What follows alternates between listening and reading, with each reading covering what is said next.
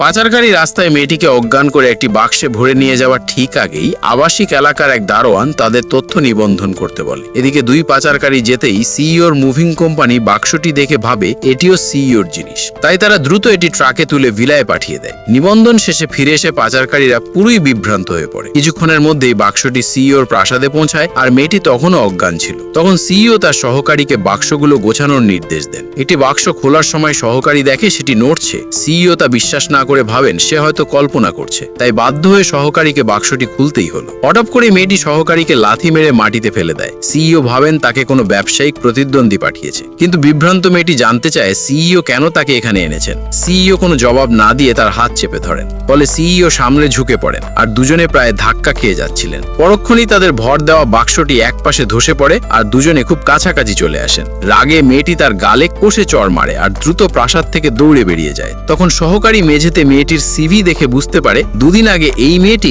কোম্পানিতে ইন্টারভিউ দিয়েছিল। তার ডিজাইনের পোর্টফোলিও দেখে সিইও চমকে যান, আর সাথে সাথেই তাকে নিয়োগ দেওয়ার নির্দেশ দেন। বাড়ি ফিরে চাকরির খবর পেয়ে মেয়েটি খুশিতে লাফিয়ে ওঠে, আর ভুল করে হাতের পুরনো এক ক্ষতে ব্যথা পায়। আসলে 5 বছর আগে এই মেয়েটি সিইওর জীবন বাঁচিয়েছিল। সে সময় শত্রুরা সিইওকে ফাঁদে ফেলেছিল। এক চরম মুহূর্তে মেয়েটি ছুটে এসে তার হাত ধরে ফেলে। সিইও তখন প্রায় অচেতন থাকায় তার মুখটা স্পষ্টভাবে দেখতে পান। এক শত্রু মাটি থেকে লোহার রড তুলে মেয়েটির হাতে জোরে বাড়ি মারে, যা তার হাতে স্থায়ী ক্ষত রেখে যায়। তখন থেকেই সিইও তাকে খুঁজছিলেন। পরদিন মেয়েটি অফিসে গিয়ে ভুল করে সিইওর ব্যক্তিগত লিফটে উঠে পড়ে। তাকে সতর্ক করার বদলে সহকর্মীরা মজা দেখার প্রস্তুতি নেয়। ডিরেক্টর ঈর্ষান্বিত হয়ে মেয়েটিকে তাড়িয়ে দিতে চাইছিলেন, তাই তিনি তাকে দিয়ে সিইওর অফিসে জরুরি কাগজপত্র পাঠানোর ব্যবস্থা করেন। অফিসে কেউ নেই দেখে মেয়েটি ভেতরে ঢুকে পড়ে। ঠিক তখনই সিইও সেখানে হাজির হন। দুজনের চোখাচোখি হতেই মেয়েটি তাকে চিনে ফেলে আর জানতে চায় সে এখানে কেন। সিইও নিজের পরিচয় দিলেও মেয়েটি তা বিশ্বাস করে না, যতক্ষণ না সব কর্মী লাইন ধরে তাকে মাথা নত করে সম্মান জানায়। এ দৃশ্য দেখে মেয়েটি লজ্জায় যেন মাটিতে মিশে যেতে চায়। তখন ডিরেক্টর তাকে অনুমতি ছাড়া অফিসে ঢোকা আর সিইও লিফট ব্যবহারের দায়ে অভিযুক্ত করে তাকে ছাঁটাইয়ের দাবি জানান। ভাগ্যক্রমে সহকারী এসে জানায় যে এই মেয়েটি হয়তো সিইওর জীবন রক্ষাকারী। সিইও সাথে সাথে তাকে আরেকটি সুযোগ দেওয়ার সিদ্ধান্ত নেন।